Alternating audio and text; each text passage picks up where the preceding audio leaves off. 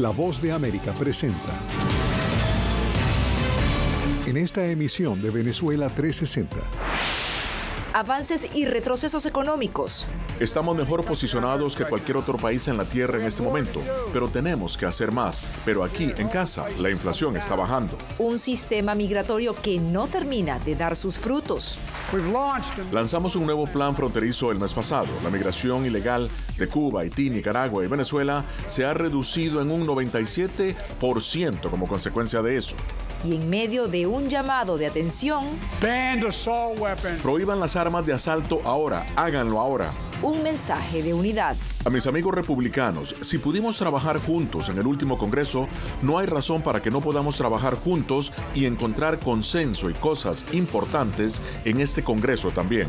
En V360 analizamos la memoria y cuenta del presidente Joe Biden, los logros anunciados por la Casa Blanca y la opinión de la oposición republicana. ¿Hacia dónde va el país? Esto y más en Venezuela 360 a continuación. Hola, ¿qué tal? Bienvenidos. Soy Natalie Salas Guaitero, les acompaño desde Washington. Bueno, el presidente Joe Biden emitió esta semana su tradicional discurso del Estado de la Nación. Es una especie de radiografía que muestra dónde está el país y hacia dónde se dirige. Es el segundo que hace desde que asumió la Casa Blanca y el primero con una Cámara de Representantes liderada por la oposición. Temas como inmigración y economía lideraron esa noche. Pero ¿cuál es el impacto de estos compromisos señalados por el presidente Biden en América Latina y cuáles son las deudas que quedan durante esta segunda mitad de la administración Biden-Harris? Tenemos cobertura de equipo, por lo que le doy la bienvenida a mis compañeras Carolina Valladares, que se encuentra en el Congreso, y Julia Riera, quien pulsó la opinión de los estadounidenses. Comienzo con ustedes, chicas. Vamos a ver, Caro, para explicar un poco y entender esto, ¿cuál fue la reacción de las palabras del presidente Biden en republicanos y en demócratas? Y sobre todo, ¿cómo impacta el día a día de los estadounidenses en materia de inmigración? Bueno, Natalie, ¿qué tal? ¿Cómo estás? Aquí cada uno tiene su caballo de batalla en el tema migratorio. Para Biden, como lo dijo en el discurso del Estado de la Nación, lo importante es una reforma migratoria total. Pero claro, él reconoce que para ello hace falta un esfuerzo bipartidista y que no está asegurado. No obstante, dijo, bueno, vamos a intentar encontrar un punto en común, y ese punto en común pudiera ser lo que se conoce como la seguridad fronteriza o border control en Estados Unidos. Dijo, bueno, si no me aprobáis la reforma migratoria, al menos dadme fondos para que yo pueda asegurar esa frontera. Hay una llegada masiva y récord de inmigrantes en la frontera sur. También está el problema del fentanilo, este potente opiáceo que mata cada año a miles de personas en los Estados Unidos. Quizás ese pudiera ser el punto de consenso. Hablamos con representantes y pudiera haber opciones. No obstante, una cosa que pidió Biden, por favor, dijo, es al menos aprobadme la regularización de los Dreamers. Recordemos, todos aquellos ciudadanos que llegaron a Estados Unidos siendo menores de edad. Si tuviéramos un control sólido de la frontera, eso podría ser parte de una negociación. Pero si no hay un control de la frontera, entonces es muy difícil llegar a un acuerdo de los que hablan en términos de reforma migratoria. Si no tenemos una frontera bajo control, nada de eso realmente importa o nada de eso funciona. Se oyó que mis colegas decían que ellos querían controlar la frontera, cerrar la frontera antes de que tuvieran reforma migratoria. Y les voy a decir que espero en Dios que hagamos las dos cosas al mismo tiempo. Tenemos 30 años invirtiendo en seguridad de la frontera. Tenemos 30 años invirtiendo más y más dinero para construir un muro. Y no hemos tenido reforma migratoria. Ahora, Julie, tú que has podido pulsar la opinión de los estadounidenses, ¿cuáles eran esos temas que esperaban escuchar de las palabras del presidente Joe Biden y, sobre todo, si según los expertos se cumplieron las expectativas? Natalie, la economía fue uno de los temas principales de los que habló el presidente Joe Biden durante su discurso del Estado de la Nación, y precisamente este tema, la economía, es uno de los que más preocupa a los hispanos que residen en Estados Unidos, según una encuesta realizada recientemente por el Centro de Pensamiento Pew Research Center. Concretamente, un 76% de los hispanos residentes en Estados Unidos cree que fortalecer la economía es el tema en el que debería enfocarse enfocarse los esfuerzos tanto del presidente Joe Biden como del Congreso. Por otro lado, un gran número de hispanos también cree que los políticos deberían centrarse en reducir el déficit. Por otra parte, Natalie, te cuento también que para un 60% de los estadounidenses en general, no solamente de los hispanos, temas como, por ejemplo, reducir los costos de salud y defenderse contra el terrorismo también son cuestiones relevantes. Sin embargo, según nos contó un experto del Pew Research Center, fortalecer la economía es la cuestión más importante para los estadounidenses en general. Y el público está muy preocupado por eso, muy preocupado por el aumento de los precios. El 75% del público dice que está muy preocupado por el aumento de los precios de los alimentos y los bienes de consumo, por lo que es un desafío continuo para el presidente. Un 40% de los estadounidenses adultos cree que de aquí a un año las condiciones económicas serán peor que las de ahora. Así que en este comienzo del 2023, el público no es muy optimista respecto al progreso económico, a la mejora sustancial de las condiciones económicas. Caro, y si dejamos a un lado economía e inmigración, nos centramos en China, ¿cuáles fueron las reacciones de republicanos y demócratas con lo que dijo el presidente? Pues Natalia, lo cierto es que la política exterior ocupó no tanto espacio en el discurso del presidente Biden como quizás se pudiera esperar. No obstante, Ucrania, como dice China, fueron dos temas que mencionó. En cuanto a China, pues ha habido críticas desde aquí, desde el Congreso de los Estados Unidos, porque si bien aplauden la decisión reciente del presidente Biden de abatir ese globo llamado globo espía que atravesó Estados Unidos durante unos cuantos días, estos últimos días, lo cierto es que le critican una cuestión importante, que es que ¿por qué no lo batió antes de entrar en territorio estadounidense? No obstante, hay bastante unidad, como hemos podido hablar estos días con los representantes, tanto en torno a China y a Ucrania, y es que es seguir combatiendo tanto al Partido Comunista de China como a Rusia. Hay algo también curioso, Julie, y paso contigo, y es que algunos temas que tenían interés hasta hace algunos meses, en esta semana, con las palabras del presidente, al parecer han perdido interés por parte de los ciudadanos de Estados Unidos. ¿Cuáles son aquellos, según la firma que tú consultaste? Sí, Natalie, temas como, por ejemplo, reducir el cambio climático, el comercio mundial y el racismo han dejado de tener importancia para los estadounidenses, según el estudio del Pew Research Center. Además, a pesar de que los casos de COVID siguen aumentando en Estados Unidos y los expertos recomiendan no bajar la guardia ya que la pandemia aún no ha terminado, combatir el coronavirus es una de las cuestiones que dentro de esta lista, dentro de este estudio, se coloca en una posición más abajo, es decir, que ha dejado de tener importancia para la mayoría de los estadounidenses. Aunque ciertamente dicen las autoridades que no hay que bajar la guardia con respecto a la pandemia. Gracias, Caro, gracias, Julie, por haber estado con nosotros. Bueno, hacemos una pequeña pausa, pero al volver, caso de ciudadano americano sentenciado por asesinar a su novia, la DJ colombiana Valentina Tres Palacios, sigue revelando detalles sorpresivos y pone en el tapete una vieja discusión. ¿De qué se trata? Les contamos a la vuelta, no se vayan.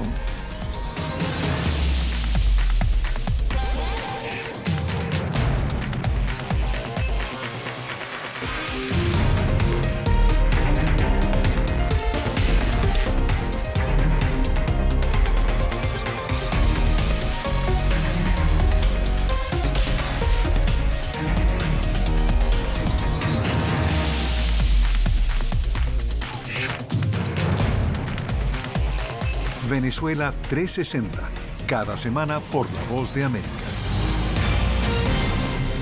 ¿Qué tal? Desde Washington comienzan las noticias en El Mundo al Día. Día a día, desde la capital de Estados Unidos y donde se producen las noticias que más te impactan. El objetivo es llegar al otro lado de la frontera para pedir asilo. La Voz de América te conecta con El Mundo al Día. Los hechos más allá de la noticia. Para que tomes decisiones bien informadas. En el lenguaje que quieres, donde quieras y como prefieras. Conéctate con El Mundo al Día. En tiempos de cambios, cuando el mundo parece incierto y lo que escuchamos no refleja lo que vemos, buscamos la verdad. A través de la pantalla de la... Cuando nos cuentan solo una parte de la historia, perdemos la confianza. En momentos de crisis, nuestros sueños, esperanzas y deseos de un mejor mañana dependen de una prensa libre. En La Voz de América te traemos las historias que la gente se arriesga a ver. Conectamos el mundo y lo unimos con la verdad.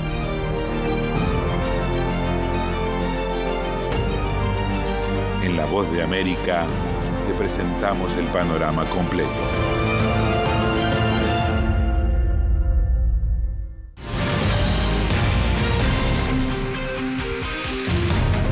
Continuamos. El sonado caso del asesinato de Valentina Tres Palacios en Colombia pone en el tapete el tema de los feminicidios. Y organismos internacionales destacan que América Latina ostenta las cifras más altas en este rubro. Yair Díaz nos trae los hechos y los números. Vamos a verlo.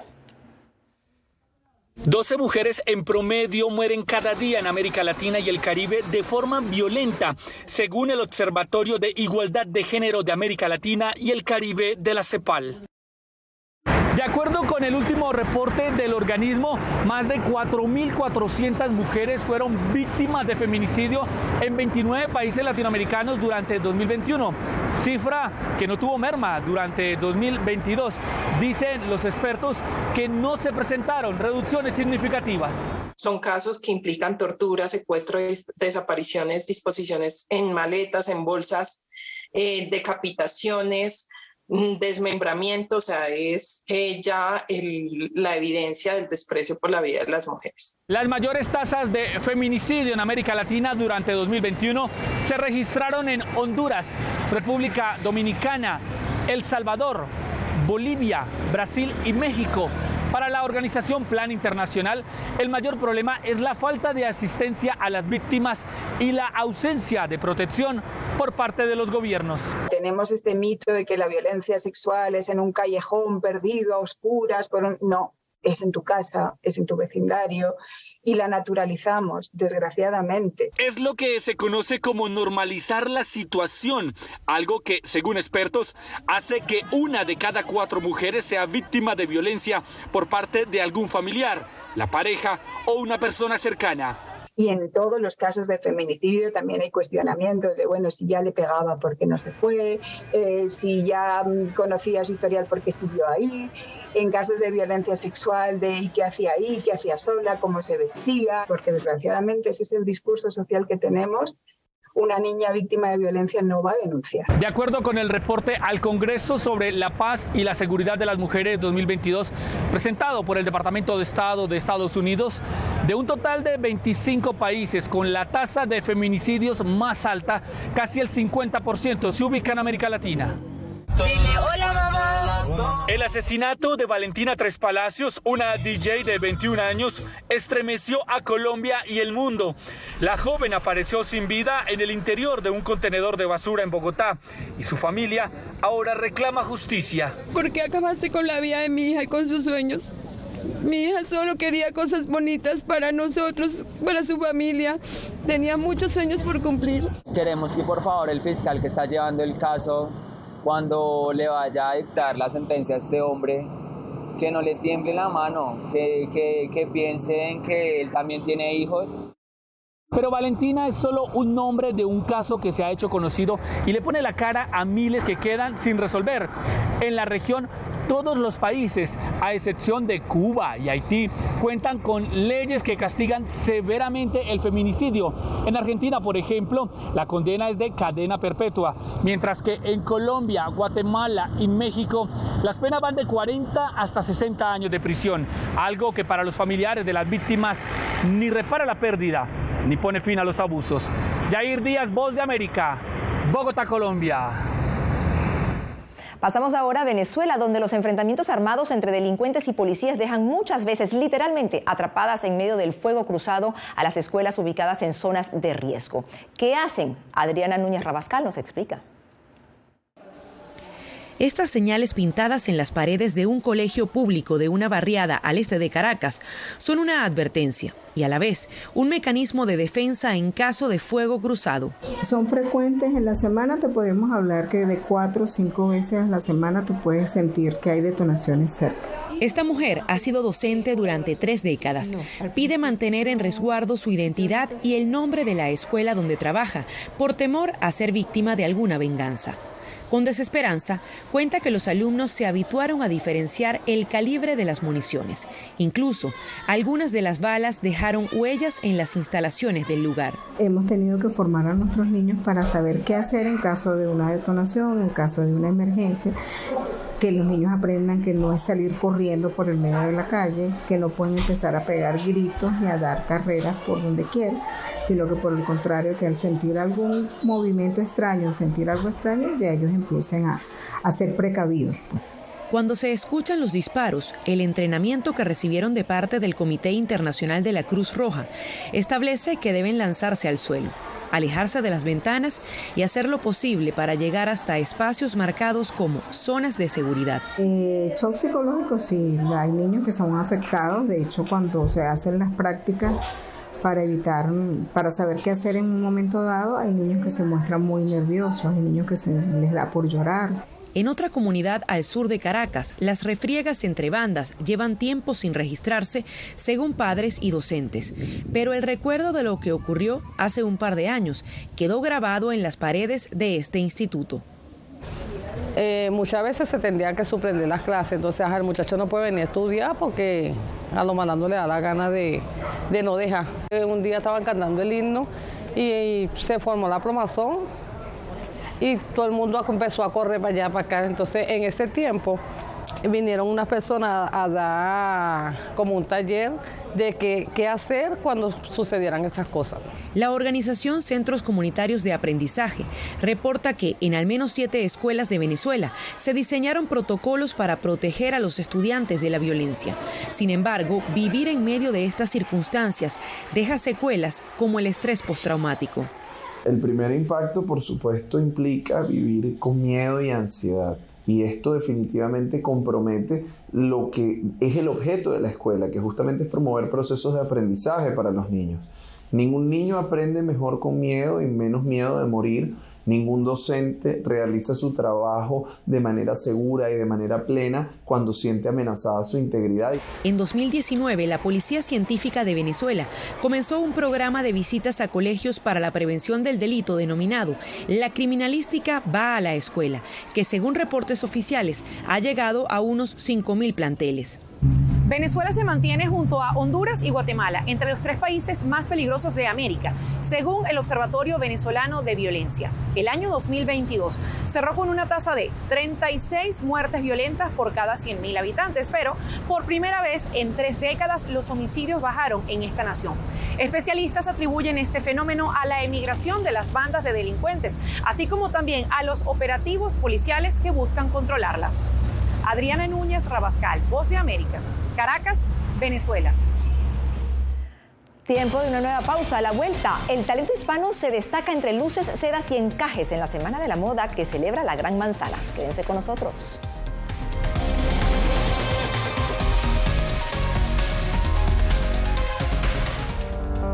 En tiempos de cambios, cuando el mundo parece incierto y lo que escuchamos no refleja lo que vemos, buscamos la verdad. A través de la pantalla de la... Cuando nos cuentan solo una parte de la historia, perdemos la confianza. En momentos de crisis, nuestros sueños, esperanzas y deseos de un mejor mañana dependen de una prensa libre. En La Voz de América te traemos las historias que la gente se arriesga a ver. Conectamos el mundo y lo unimos con la verdad.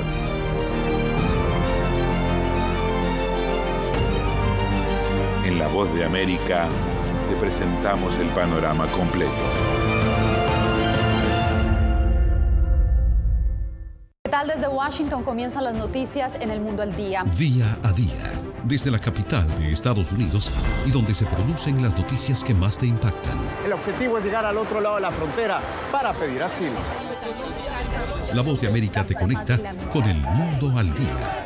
Los hechos más allá de la noticia. Para que tomes decisiones bien informadas. En el lenguaje que quieres, donde quieras y como prefieras. Conéctate con El Mundo al Día. Actualidad. Vamos a ver otra cepa nueva y otra cepa nueva. Análisis. En realidad, mucha de esta gente va a quedar parada de nuevo y va a ser una tragedia humana. Debate. Dejen la obsesión. La obsesión la tienen ustedes. Con la información más allá de los titulares. El tema energético es algo que se está analizando. La inflación es un problema global. 30 y 50 metros están ya las tropas. Su respuesta, doctor. Todas las semanas por La Voz de América.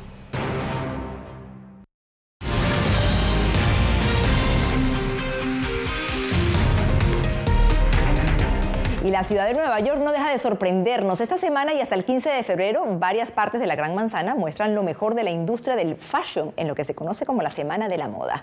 Ronen Swark nos cuenta. Nueva York enciende una vez más las pasarelas para recibir a lo mejor de la industria de la moda actual.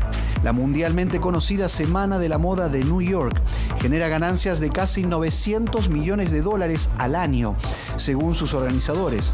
Y este 2023 no será la excepción.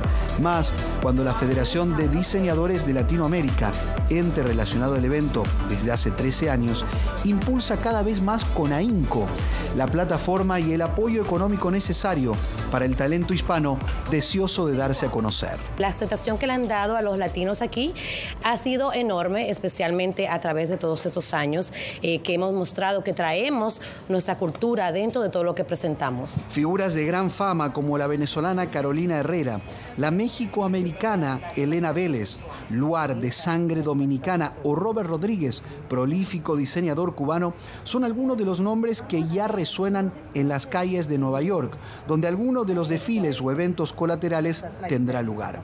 Este año habrá 74 desfiles de las marcas más reconocidas del mundo, lo que se traduce en $11.000 millones en salarios y $2.000 millones en ingresos fiscales. Yo siento que nuestras ganas de hacer las cosas nos hace como adentrarnos y entrar en cualquier lugar, esté la ventana o la puerta abierta o no, si no nosotros la abrimos. Y yo creo que eso se está demostrando y cada vez vemos más diseñadores y talentos hispanos en el mundo de la moda. La primera edición 2023 de la New York Fashion Week se lleva a cabo del 10 al 15 de febrero y luego una segunda edición tendrá lugar en septiembre. Pero no solo los latinos pondrán su sello en arriesgadas confecciones, también las lucirán a la vista de todos como esta modelo dominicana. Porque yo me considero latina, vivo aquí, sé inglés perfecto y todo, pero para mí ser latino es como algo mágico, es algo asombroso. Y poder representar como que mi cultura en lo que yo amo, que es la moda, sería para mí totalmente una inspiración. Una inspiración que cumple ahora 80 años. Y es que la Semana de la Moda fue una idea original de la publicista neoyorquina Eleanor Lambert. La primera edición fue en 1943 y fue ideada para promocionar la industria de la moda a nivel mundial.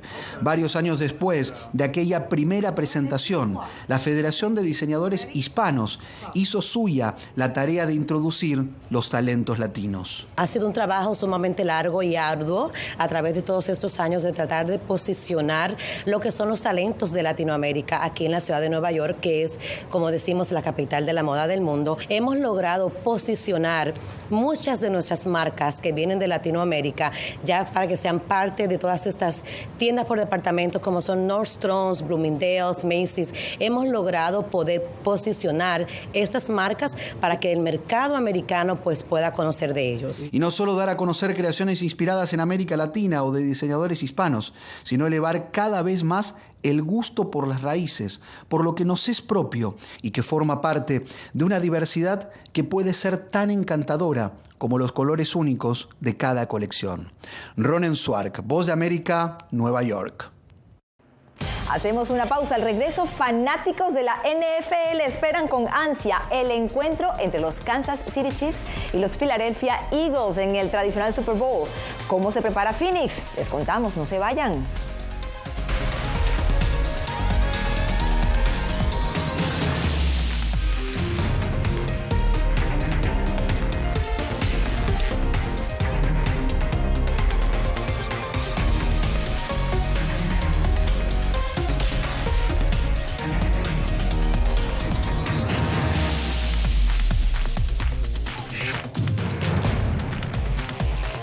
Venezuela 360, cada semana por La Voz de América. ¿Qué tal? Desde Washington comienzan las noticias en El Mundo al Día. Día a día, desde la capital de Estados Unidos y donde se producen las noticias que más te impactan. El objetivo es llegar al otro lado de la frontera para pedir asilo. La Voz de América te conecta con El Mundo al Día. Los hechos más allá de la noticia.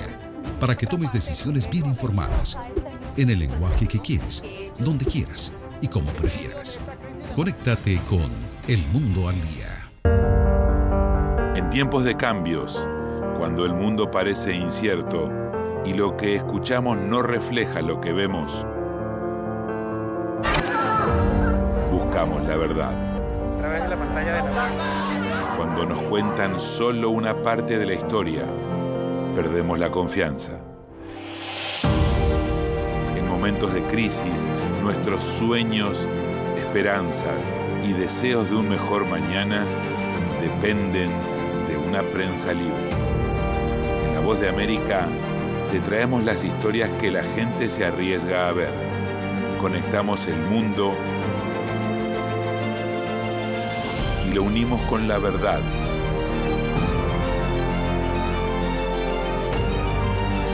En La Voz de América te presentamos el panorama completo.